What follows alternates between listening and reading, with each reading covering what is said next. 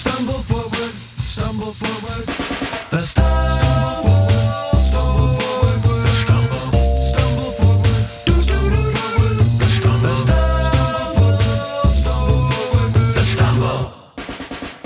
I'd like to welcome Matthew Good to the Stumble Forward. Matthew, or Matt, has 20 releases between the Matthew Good Band and his solo work. He's won 4 Juno Awards and famously never attended those ceremonies. Through the 2000s and early 90s, he was a fixture on Much Music and Canadian indie modern rock radio formats. His highly literate lyrics and signature passionate vocal performance style has won him a legion of dedicated followers that stick with him to this day.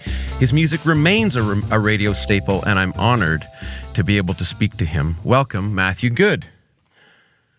Hey, Huck. Hey, this is good. It is. How is it that, I know you and I briefly met eons ago, but it wasn't any kind of meeting that would be, that would have. Yeah. And we were talking about that the other day when we were talking, how have we not known each other for like 2 decades? I'm a loner. I think, are you a loner a bit? I'm Howard Hughes loner, dude.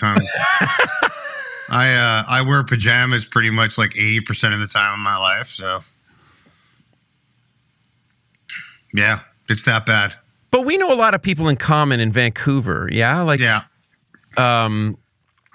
Can we start there? Can we start with can you give me the wiki version of the history of Matthew Good, starting from, what I saw was that you had started in high school writing lyrics for a band, picked up the guitar a little bit later. Your parents are from England. Fill in some of these blanks for me. I actually did start playing guitar till I was 20. Yeah. And then I just started going to open mic nights at Simon Fraser University, and it just kind of went from there. And I met some people, and eventually started a band where I was one of those people that I never covered anything because I didn't think I was a good enough guitar player. Right. So I basically just did all my own material. But that's kind of roughly how it got started. I obviously moved downtown after high school and a little after high school, and that changes everything. When you leave the suburbs and you kind of go right into the kind of heart of it.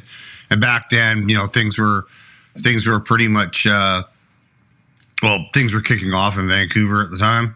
I think they had been for a while though, right? So because you had all those bands from Seattle and the rest of Washington State coming up and playing in Vancouver, and then vice versa. So it was kind of a weird era of, there's always been this huge challenge that a lot of Vancouver musicians throw out, that Slow was the original grunge band, Right. And they have not been the same as the original grunge song. So, but that kind of thing, and then, I don't know, yeah, my dad is English. My mom was actually born here. Okay. Which is strange to have a parent actually come from Vancouver. And, actually my dad's English. My dad was born in India, in Pune in India, and lived just north of Calcutta in a place called Asansol till he was 10. And then after India got its independence after the Second World War, then they went to England. The family split up everywhere. But on my grandmother's side, her parents and grandparents had never gone to India, so there was already a whole bunch of members of the family there. So, and then Dad came to Canada, I think in 58. I think he came to Canada. So yeah, but yeah, Mom was from here. Yeah. But my mom's mom, they're English, yeah. I guess I just naturally assume with that the British connection, I try to make the leap to how you get to be the great lyricist you are, and if there was some sort of highly literate environment you were growing up in with British English being spoken in the house or something like this. Is this fair? No, I grew up in a house where the entire basement of the house was a library. Okay, now we're getting somewhere. This starts to make a lot of sense. So yeah, my father built the basement of the house I grew up in. basically, my dad was a voracious reader, and I grew up. There were books at like literally bookshelves sealing the floor, and they surrounded everything, even where the TV went, and that kind of stuff. So yeah, no, there were books. Our whole basement was full of books, and I remember from a very, very young age. Always there was this one book on the bookshelf. I remember it was up on the second shelf off the floor, and it had this blue binding. It had a really cool name, and I'm like, I'm gonna read that book. And then when I was 9, I was like, okay, I'm gonna read this book, and it's Catch-22. And and I don't know. After that, I just went crazy on pretty much, like histories and be it modern 20th century history, antiquity, the rest of it, and then all the stuff like everything like Vonnegut and just all of it. I just consumed all of it as much as I possibly could. And were you known as the literate kid in school as well, like the reader? No, not at all. This was on your own time. Like you were busy reading Vonnegut and this stuff. Like your dad had sort of provided you the natural environment for a curious kid to explore if need be, and that just so happened to be what you were. Yeah, I think you could more so say that Dad provided the books and my mother provided the, what do you think? My mom was always extremely active in me and my brother's education. My brother's only a year younger than me, and she put in the time when we were kids so that by the time we went to kindergarten, we could spell and read and, the rest of it. So, and it's, something I've always, she's always like that with regards to education. So, I mean, I was listening to a lot of your back catalog this morning and through the early afternoon leading up to chatting with you. And it hit me how being as literate a songwriter as you and being on the radio, like how much a legacy of the 20th century that really is. Like that we could have this literate music powered by, aggressive rock and roll backing. It's almost like Canada was tuned into that with the hip and a lot of other very artistic entertainment offerings that were coming from the mainstream. Like Universal was signing real artists back then, as I recall. Yeah. And it was a real ethos within the community there, I think, at Universal. People felt very proud that they were a Canadian record label putting out high quality, literate, popular music. And yeah. You really drove that. Like listening back to your no, there's one guy to blame for that, and that's Dave Porter. So tell me about that. Well, I mean, that was Dave. I mean, Dave, he was the last guy at the bar at the end of the night, kind of A&R guy, the kind of guy that wore the leather jacket and the ripped jeans, not because they were ripped, just because that's how old they were. And Dave was awesome. Dave had a ear for everything. I remember quite a famous story, which I probably shouldn't tell, but I will, about how Dave wanted to sign Death from Above, and his superiors said, "Oh no," and there you go. They didn't. Like, it's but it's like I think Dave heard a lot of there. I mean, there were good people there, and then they heard a lot of great stuff, and they did their darndest to make sure that it got out there. So that was a very different day and age with regards to labels in this country. And I think there's only to be honest, a finite window of how much you could really say they did what they did. And then there was kind of like an afterglow, right? Like a perceptual afterglow. With regards to what people thought they were doing, when in truth they were falling apart. So, but yeah, I mean, I got lucky to be kind of, I started out, with a publishing deal and went from there. But I got lucky enough to be signed and got the exposure that I did, the marketing dollars that I did, that you know, I was exposed to a lot of people, but not my first record, but definitely, you know, I mean, it was funny because there was a story that circulated that, you know, all the guys at the label had a running office bet as to how many records Underdogs would sign, and you know, like the head of the A&R department was like only like 30,000, right? And I think Dave went high on the poll, and then of course, you know, the first two songs did what they did, and then as soon as Apparitions came out, it was game over. You know. Yeah, I remember that took us to Beyond Platinum. So. Yeah, and congrats on that. I remember being in a band that opened for your band when Apparitions was like on the radio. And really? Yeah. I was a young little drummer back in the day, and so I remember you playing drums, yeah. So I played drums in a band called Bird that opened for you at an Oshawa University or something like this. One of those, you know, situations that you find yourself in. I remember you walked out to the Imperial Stormtrooper music, as I recall, which I was very impressed by. But but I had a similar feeling when I heard Everything I Do for You live by Bryan Adams. When I heard you sing Apparitions, it was like one of those things that when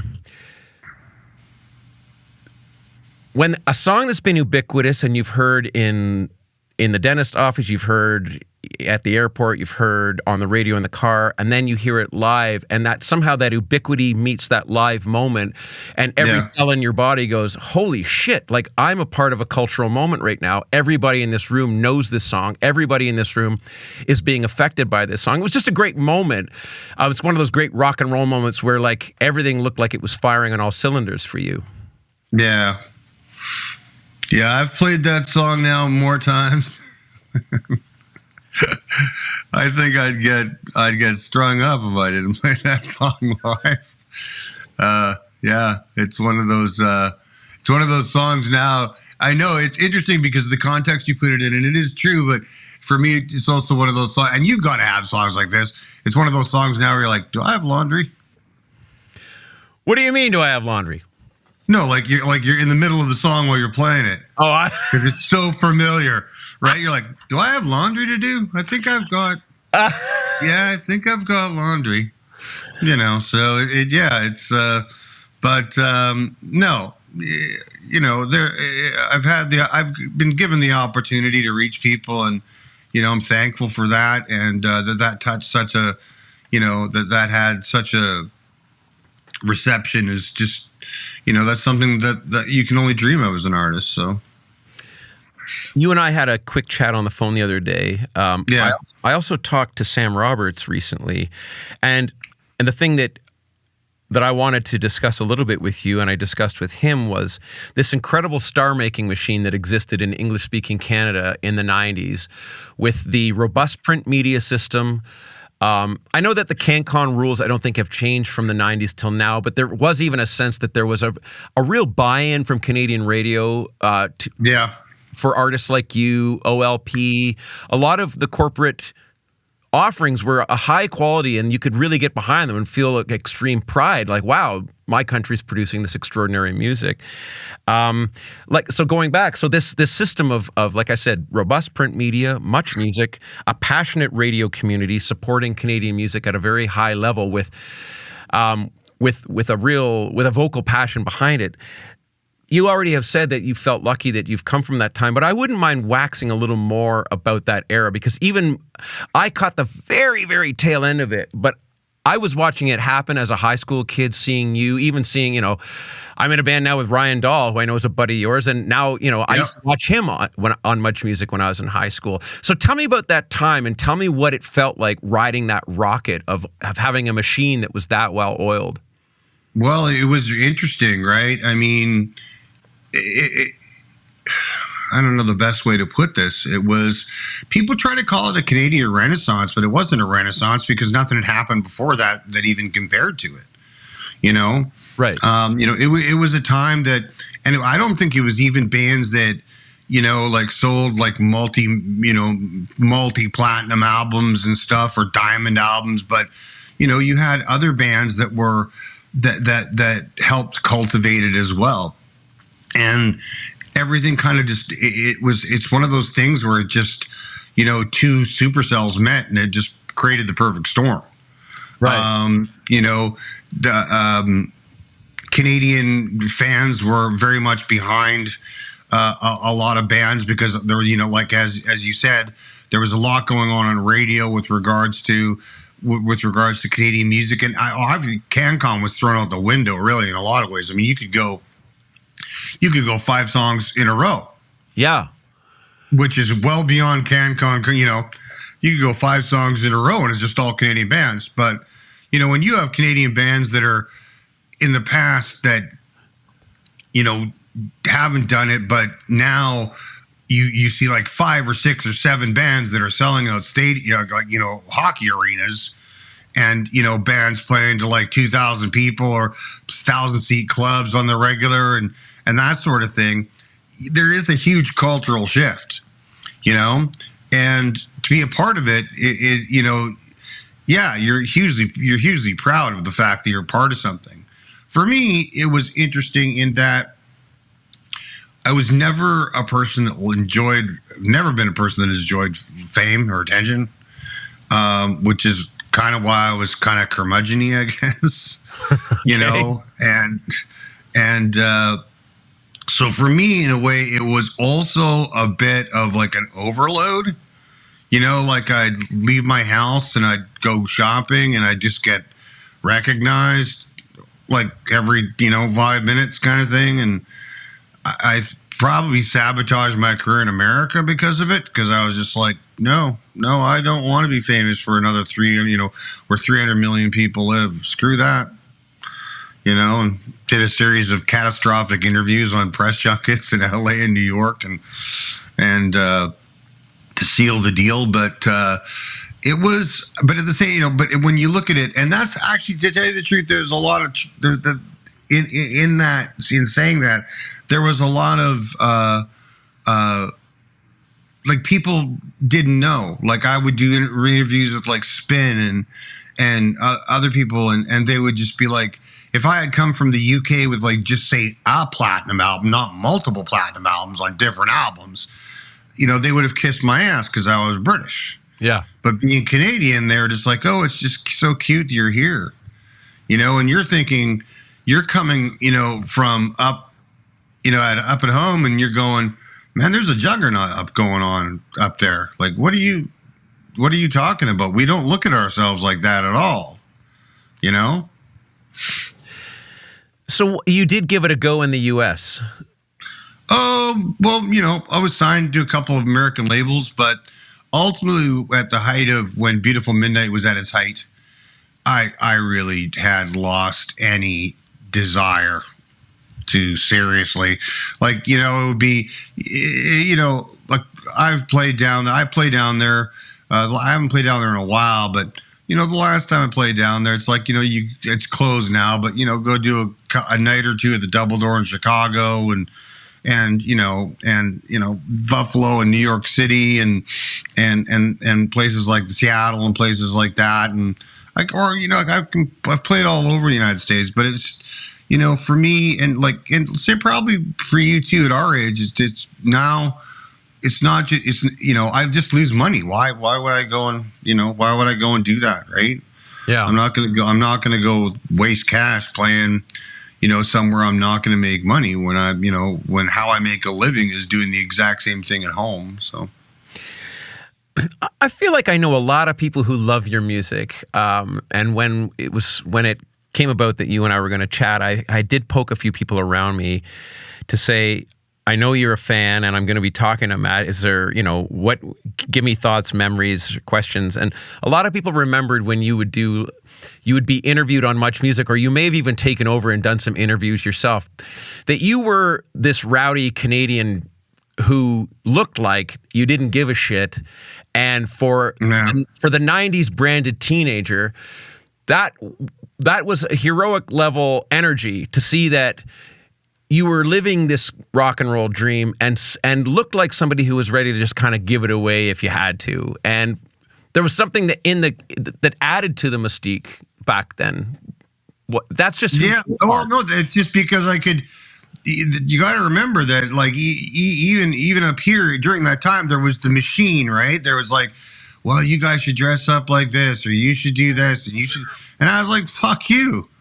I'm not doing any of that. Don't even tell me where to stand in pictures. Like, no. Why would I do that? Who was telling you to dress up? Who was telling you to dress up? Oh, you go and I mean, not that, not necessarily our director, but because Bill was the best. But you'd go on to video sets, and there'd be the people there from the label, and they'd be like, "Oh, here's where you can wear this or wear this." Or you're just like, "No, man, I'm wearing a fucking PK bubblegum shirt from Australia, and and I'm looking like a bum, and that's the way it's gonna go, and end of story." So it just there's just a lot of things, I guess, where people are just like, "Oh, you really need to go and do this to make sure that this happens," or I mean, the second that I didn't have to go in and do a radio interview at 6 a.m., I was like, "Fuck you! I'm not doing that. Why would I do? Who gets up at 6 a.m. to do a radio interview? Unless you're an honest working man that's getting up at 6 a.m. to go, actually work a job. I'm not getting up at 6 a.m. to go and talk to some guy on the radio and go, "Hey, man, da da da da." No.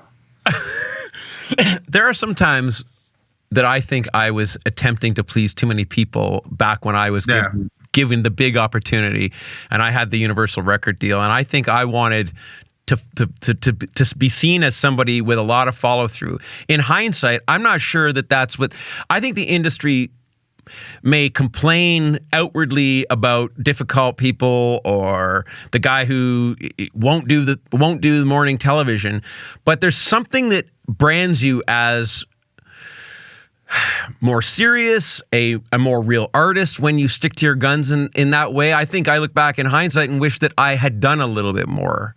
But see, the thing about I think you should drop real from that, because isn't that what artists are? Difficult people. Well, I mean, I think we live in a day and age where everyone thinks it's like rainbows and unicorns and and all the stuff that people create just like magically appears on a cloud, and it's just like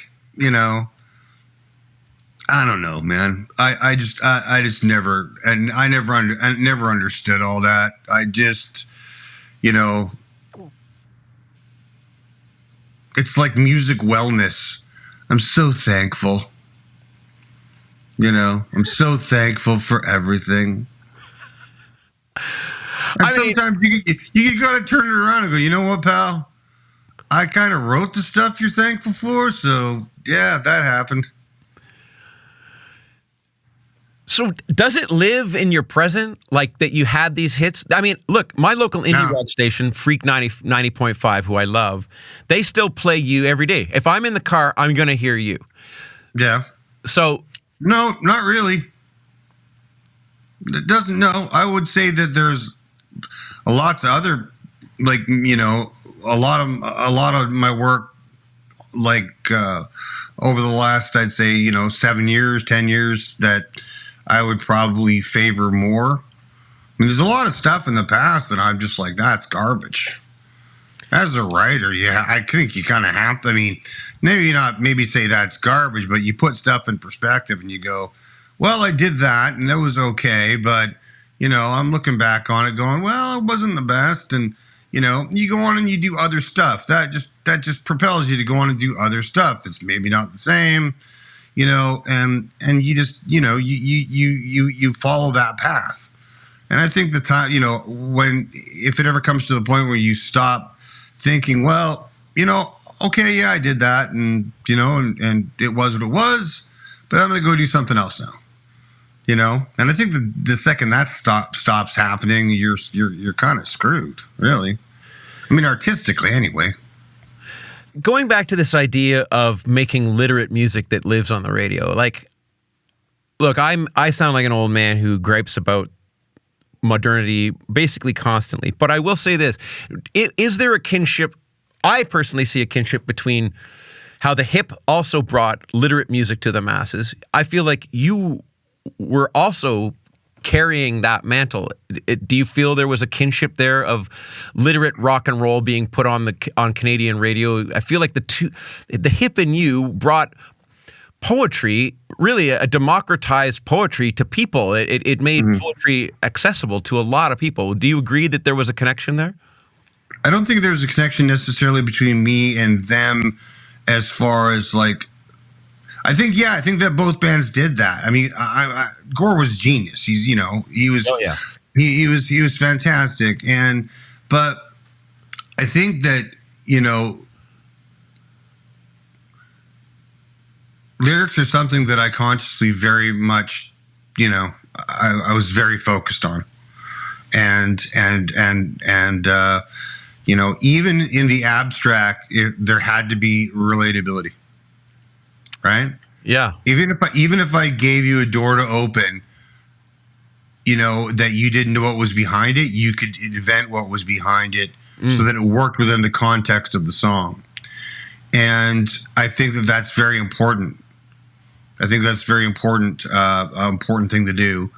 And it allows people to kind of wander around there for a while, and which is, why people listen to things more than once. Right? You can wander around there for a while and it lights your imagination on fire. And, and it can cause a whole host of emotions. And that's what one of the wonderful things about music is. How did the critics treat you back in the day? I'm curious. Horribly. Yeah. That doesn't surprise me because there seemed to be a war on music that was coming from the major labels back then, whether it was good or not. I remember writing a bit of a spiteful letter to Now Magazine after yet another shitty review of a hip record, thinking like, look, I think Gord is busy doing his job, delivering the kind of art to the people that they're looking for, or that they don't even realize they're looking for. It was one of those, was this just a rebellion against their fans, or rebellion against the idea that something had become popular? Because to me, listening back today to your stuff, going deeper on, past the singles even, it was like, man, this was awfully rich music, like awfully rich lyrical music. And I kind of wondered if the critics had sort of sharpened their knives on you back in the day, because they just wouldn't have that. Not something rich coming from the mainstream, like, please no. So what was the relationship like? Were you giving a lot of interviews back in the day? Were you having to sort of fight back against commentary that was counter to what you were trying to do? Or well, it started out equitably in the very, very beginning, because of course, I had one of the biggest independent records in the country's history, or the biggest, and they were all, this is, and then you kind of, things progress in your career. And then there was a part there where, I'd get some like spiky stuff, asked me. And then it somehow flipped completely to being entirely like just like attack mode. Like, I mean, you've been interviewed before, obviously, where they take what you say and they put it in a sentence that it's completely out of context. Right. And that happened to me quite a lot. Right. And then people would be just like, interviewing me was like a murder show. It was just like, they just didn't want to do it.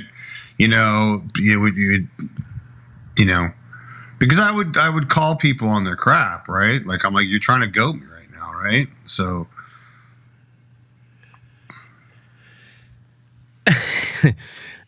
Can we talk about Mark Hollis for a second? Yeah, we're talking about Mark Hollis all day. So you're apparently related to Mark Hollis. Mark was married to my cousin Felicity. My cousin Felicity is like, she's probably my third cousin. My mom and dad had met her, but they met her in England in the 90s. But I never got the pleasure of meeting either of them, unfortunately. You cite Laughingstock and Spirit of Eden as being like, I mean, Laughingstock is such a massive record for me. I was so surprised to hear this. But then when you in a few interviews you cite Mark Hollis, and then I was thinking about your signature, that rapid vibrato style you sing in your voice. I'm not sure like if that was just when you opened your voice way back in the day when you decided you were going to sing, if that's the voice that's always been there, because it was there in the early videos, it was there in the early oh yeah, no, that was a natural thing. That was a very much a natural thing, yeah. But it's not dissimilar to Mark Hollis to some degree. Yeah, he has it too, yeah, I know. I mean, it's not. I mean, we're not blood-related people, so I'm sure that has nothing to do with anything. But, yeah, I mean, the thing about it is with all like a lot of their stuff, his vocal, especially with on those two records, his voice is very buried. Yep. Right. And it's part of the swirl of those albums. I like to call them. They call it the swirl of those albums. There are angular moments, but you know.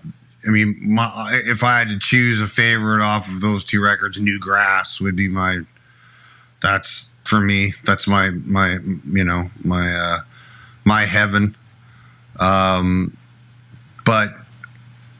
I think those records are quintessential albums to listen to, you know, and you'd be hard pressed to find. I mean, I've heard that the same thing said by like, you know, the likes of Tom York. You know, that those two records are just like, they're so, you know, they're so masterfully done. And, you know, I've, you know, known people that have worked with Mark, and, you know, one of the things that kind of blows your mind a little bit is that it's not this free flowing kind of thing. It's very premeditated. Really? Oh, yeah.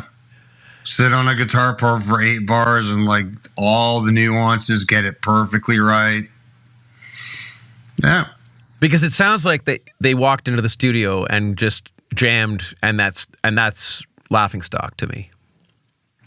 It's not how it In a way, I'm glad to hear that, because when I've gone, even as a kid, I remember hiring a studio, a lesser expensive studio, but I hired some kooky friends, and I was attempting to try and come up with something that would be in the Laughingstock league, which was I sang through a walkie-talkie. I was just attempting to emulate what I thought had happened there, which was this was 100% serendipity. There was no premeditation at all, but I had no idea. And to be honest with you, my jam session was a total failure. It didn't work. I didn't get anything close to. Well, I mean, if you think of the things about stuff that they did there, like you look at New Grass where it breaks down, and, you know, and you've got that slow harmonium part, you know, and then the tambourine comes in, down, da-da-da-da-da. And then those strings come in. Those are strings scored backwards. Right. They're not scored they're scored to be played backwards. So basically, it's a score that's forward. You know, see what I'm saying? Yeah, you wrote it back, so it's like all pulls, like it's. I don't think you kind of come up with that stuff on the fly, Hawk. I really don't. You know, it's like that's just crazy town. So, yeah. You seem pretty comfortable being in a rock band or slinging an acoustic guitar and singing by yourself. Yep. Do you have a preference? Oh, I love playing by myself. Yeah. Yeah, acoustics way far more enjoyable for me. You started out as Matthew Good Band and then went to Matthew Good. What was that about? Well, actually, you know, I mean, truth be told, in the beginning, I didn't want my name to be the name of the band, but you know, we'd released a record, and you know, people on the radio were calling it, like, because we had released it under MGB, and then people on the radio were calling it Matthew Good Band, and so we were stuck with that. So when the band broke up, I just dropped band. You know, I didn't want to be one of those things, like, you know. Can we talk about Warren Livesey? How do you pronounce his last name? Livesey. I've met Warren a couple times at Greenhouse. What I didn't realize until I went deep on you today is that you've done a lot of records with Warren. Like most of your records? Um, well, I produced Hospital Music. I did Vancouver. I did Arrows of Desire. So, yeah, everything besides those three. Yeah. I mean, And the first one. Yeah. I know that a artist producer relationship can have. It's a natural relationship. It's natural for there to be tension. It's natural for there to be conflict. I feel that it's highly unnatural to have a long-term relationship with a regular producer. Maybe I'm crazy for thinking that, but what is it about Warren that kept you going back to him? What does he know about you or understand, or what kind of place setting does he make for you that requires or that merits return visits? Well, I think just a level of just being comfortable and trusting someone. That would be the big thing. I think. I mean, going forward, it's like, I probably will explore some other options, or like probably do a lot more stuff myself. But for him, for me, with him, it was, it very much, there was a trust there with regards to what would be done, and not to say that he would always did things the way I thought that they should, ultimately be done, but that's why you have someone that's that experienced behind the board. So, yeah, it was. As an interesting side note, listening to the records today, I was just blown away how good they sound. And it reminded me of back when labels had money and spent money to make good sounding albums. Just how bloody good all of those recordings sounded. Like, yeah. I had a sort of a palpitation about it because I'm like, it's just so sad in many ways how the industry has spiraled to this place where everything is done on a shoestring. And then what we don't get are beautifully recorded drums, like the beautiful recorded drums on your records and all the beautiful sounds. Yeah, I agree. I agree. Yeah. So I agree. It's definitely comes from a time in the industry where there was a lot good going on. Even for me, like, I feel like I missed it by 10 or 15 years, but there was just something quite exceptional about the respect being paid to the music that was being made in this country and the people who were making it.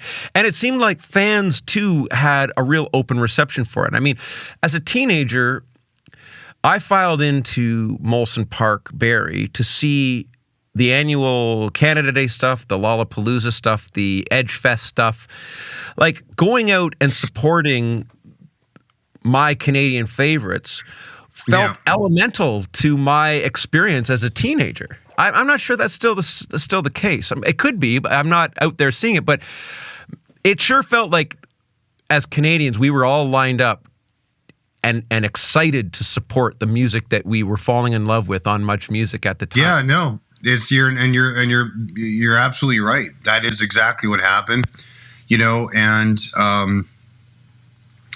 it's a shame because I think in this day and age it just doesn't happen. I mean, I think people are like, oh, they're from Canada, or he's from Canada, or she's from Canada. That's fantastic, but there's definitely not a unified kind of Canadian front when it comes to music across the country, and I think that has to do with a lot of different variables. I mean, I think it has to do with the breakdown of how bands toured back when we toured in the early '90s and in the '90s stuff. You'd go coast to coast across the country, and you'd hit everywhere on the way out to the East Coast, and you'd hit everywhere else. You'd hit all the same places all the way back to British Columbia, and you got to know people. And you got to know other bands that were playing and everything else. And there was kind of like that set camaraderie about it. And that just doesn't happen, I don't think, anymore,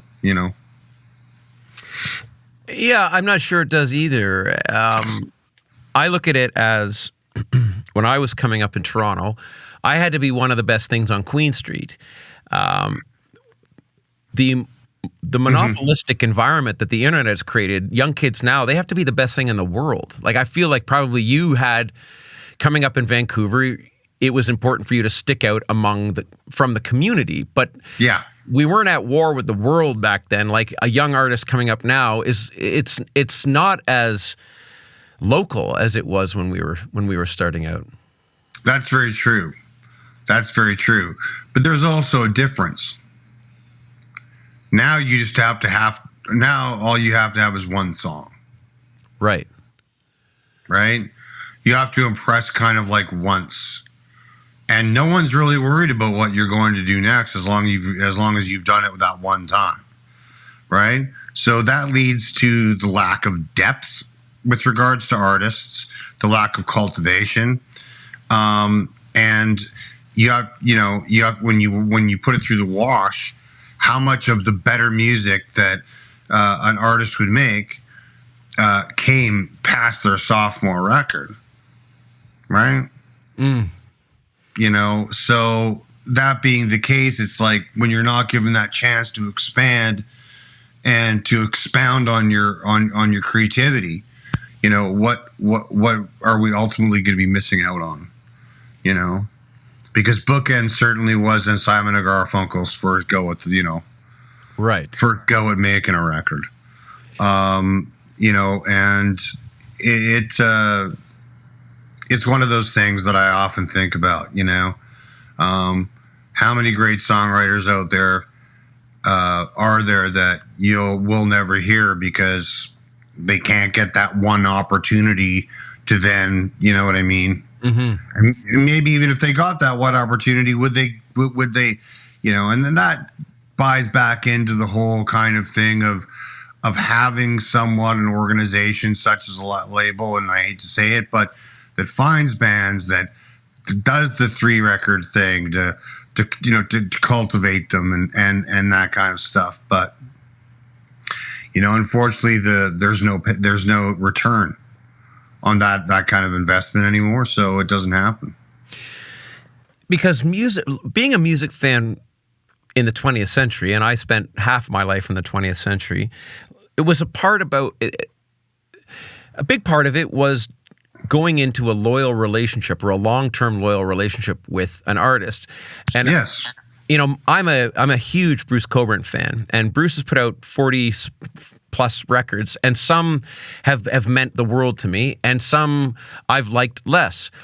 I've attempted to be more like a European music fan, which is, even if I don't like Bruce's current offering, I'm not going to throw it out. I'm not going to throw him out. I believe as a loyal fan that Bruce is a talisman for me, and that I may just not be prepared to receive whatever it is Bruce has made. I'm not going to. Absolutely. This isn't a judgment call on Bruce. It's more on me, if I'm in fact in this loyal relationship with this artist, that it's incumbent upon me to find my way into this stuff. And I must say, again, I know sounding very old and curmudgeon-y, but that long-term relationship with the artist, the kind of passionate fan that I know you have, and in fact, I'm guessing that a majority of your fans are the kind of people that I meet who love you and whose lyrics they would say saved me when I was in high school or saved me when I was in university.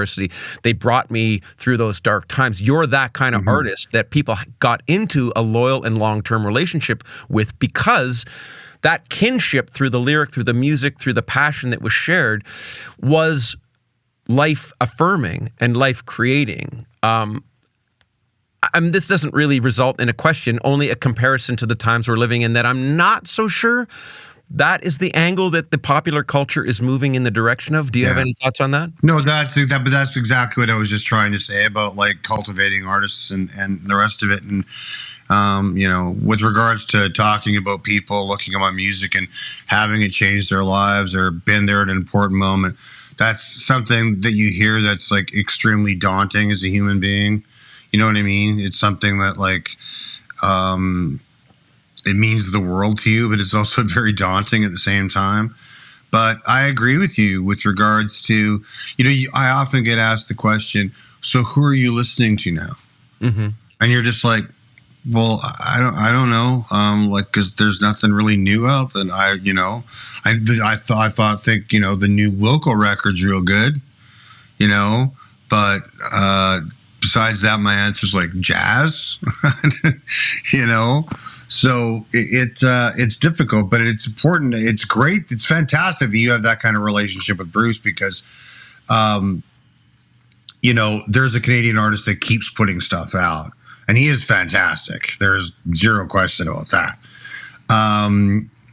But yeah, it's. I think that is something that in my life I've gone through that with bands where, you stick with them and you kind of go, well, that wasn't maybe the best record, but it has, and then you dig deeper inside of it and you go, sometimes it flips and you're just like, holy cow, I can't believe that on the first listen or the third listen, I didn't think this was brilliant, because this is brilliant.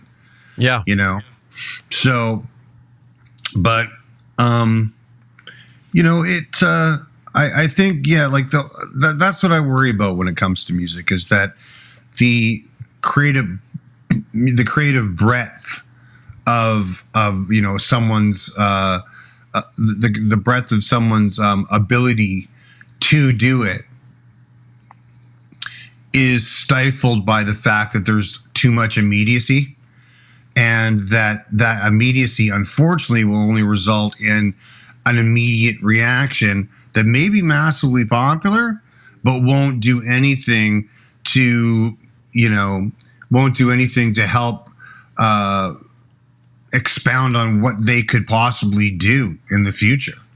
Can you imagine if Bob Dylan just had one record or one song on one record, and what we would have been robbed of for decades, right? And I think I think that's like, things like that are extremely sad in a way, because I think people like you and me have definitely idealizations of just that kind of eternal creativity. You know what I mean? Where it's just like, I could go in and I could do this all day, man. Totally. Yeah. In 2013, you gave a TEDx talk that was called Balancing Mental Health and Genius. I didn't call it that, but okay. What did you call it? I didn't call it anything because I didn't write anything down. I completely got up there and just did it.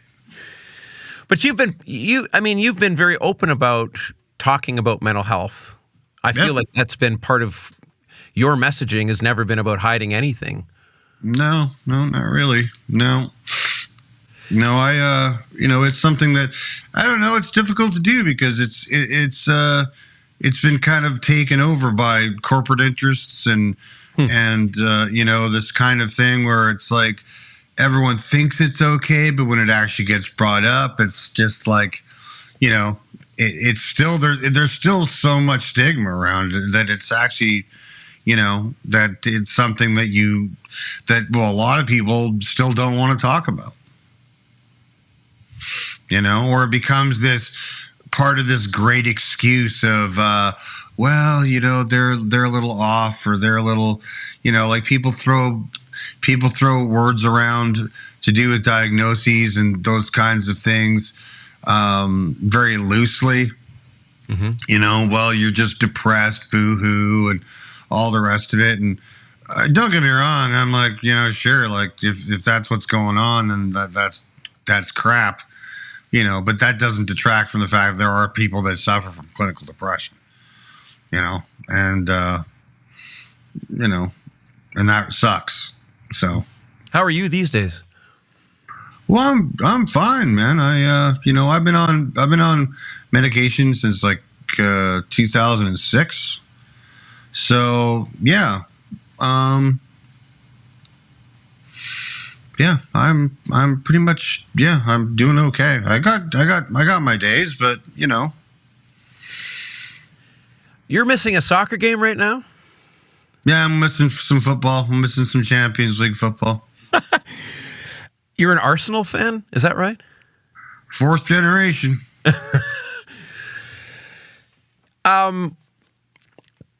How big a space does this take up in your life? A very big one. I mean, except for the 4:30 a.m. games, I'll usually get up and watch everything else, and then everything else besides that. I've seen them play in England multiple times. I've even gone there for the purpose of just seeing them play. So yeah, for me and my dad's life, it was like that was like the big thing we bonded over, and So there's a nostalgic entry point for you with sports. Oh yeah, oh yeah. I remember being tiny and there being Arsenal mug up on one of my dad's bookshelves, and that kind of thing, and then growing up with it and playing it, and so. But yeah, up until he died, that's that was our daily conversation, pretty much, running conversation all day. What is it about it? I hang out a lot and watch the local sport here in Peterborough, the Petes and the Lakers lacrosse. And I married into a sport family. I didn't come from one.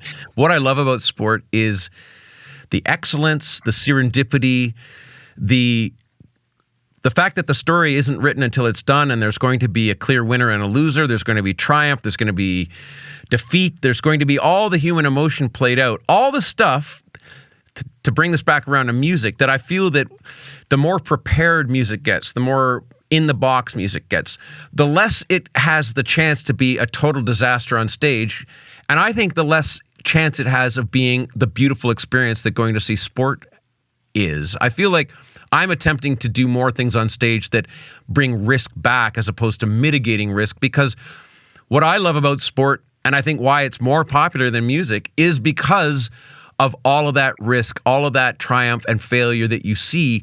It's not prepared. It's not directed. It's not put in an outfit, and there's not gauze over the lens and a post-production treatment so that people can look younger. It is exactly what it is. I wish music had more. That's the thing, right? Every night should be live at Leeds. Straight up, huh? Oh yeah, man. Just let it go. I don't know. The great performances that have been captured over the decades, and they've all had imperfections. I always remember, Live in the Isle of Wight, where Townsend's, I guess, overdrive, like his stomp box goes down and he's banging his fucking foot against it, and he can't get it started, and they unplug him from it, and he plugs straight.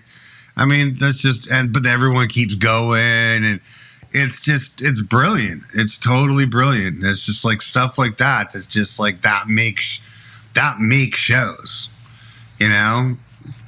But but I've always been one of those people that doesn't understand certain things, where I guess people call it entertainment, and like the dancers and that kind of like huge mass production, with like all the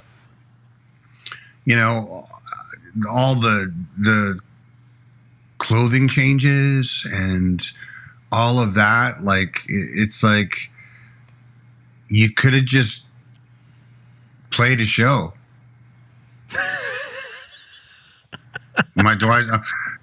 Do I sound out of my mind for saying that? Like, you really just could have played a show, Everyone still would have been happy with that.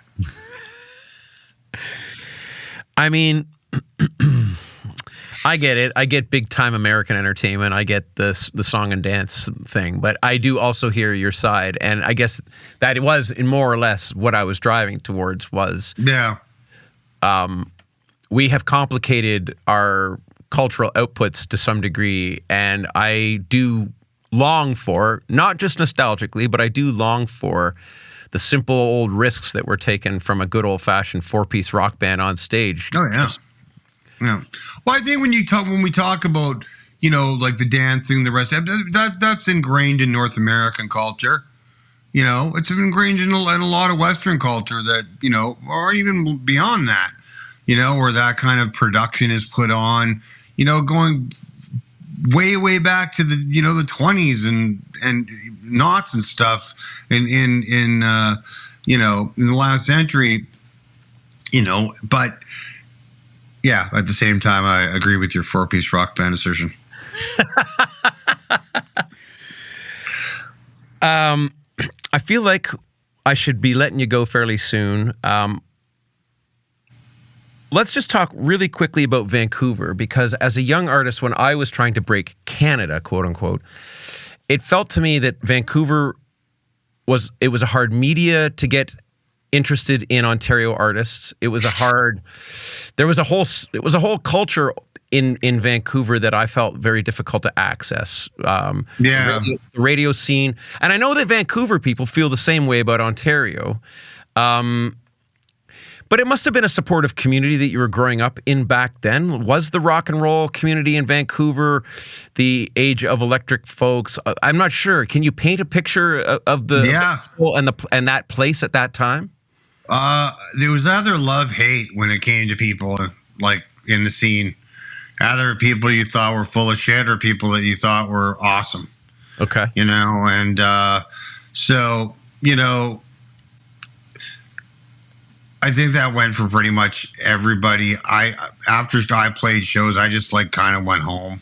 I was like, I didn't hang out for 10 hours after shows and whatever.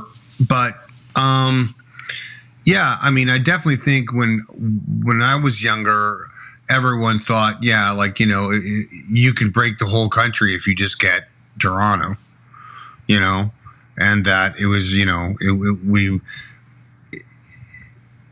being, way on the West Coast, it was just like we were kind of hemmed in because, we could pluck, you can go out and play the interior and play the island, but besides that, you're going 14 hours in a van to Calgary, right? So, but yeah, I mean, there was definitely a scene or culture until clubs started to close down, and then but by that time, by that time I was playing much larger places. So, but I think that, I mean, do you get the sensation these days that it's kind of leveled out at all?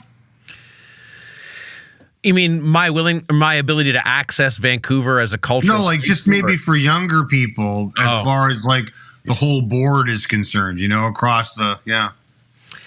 I mean, like you, I'm not sure how young artists are doing it at all anymore. No. When I was building my Canadian career, it wasn't sexy to have a Canadian career, and you were, that was always an easy point for journalists to poke at, that while they are some big deal here, they're not a big deal elsewhere, and we're supposed to read into that. But man, am I ever glad for my Canadian career now. Like I said, it wasn't sexy then, but it's sexy now because any career is sexy now. It's hard to have a career. I mean, you can put bums in seats in venues. I can put bums in seats in venues. These TikTok kids, I'm sure that's translating into bums in venues, but I'm old-fashioned like that. That it's, at the end of the day, everything is a calling card for the opportunity to be in the same room as the people who are interested to be there. For me, sometimes it was everything. Sorry, man. Sometimes when I play acoustically, I go, I'm just wondering, can anyone out there raise their hands and tell me if they've had the same job for 28 years? It's like, because I have, and I don't say it in a disparaging way. I say it in a kind of it's blowing my own, I'm blowing my own mind kind of way, how'd this happen? But you're totally right. All those naysayers back then are going, oh, they never blew up in America or all the rest of it. It's well, I could name you a hat full of American bands that are gone now, done and dusted. But, you and I can still go and tour this country. And that speaks probably more to the people in this country than anything else. Matt, thanks for this chat. I've really enjoyed it. I really appreciate it. I feel that I was not as exciting as I should have been. We can talk again sometime, but I felt you were very exciting. I really enjoyed this. Me too, man. Okay, Me buddy. too. Take care All of right. yourself, eh? Yeah, you too. Thank you. Thanks. Bye. The Stumble Forward is an Isadora Media production and is hosted by Hawksley Workman and produced by Jennifer Kavanaugh. Be sure to subscribe and follow The Stumble Forward. You can support the podcast at patreon.com/Hawksley Workman. Thank you for listening. Stumble forward, the stars.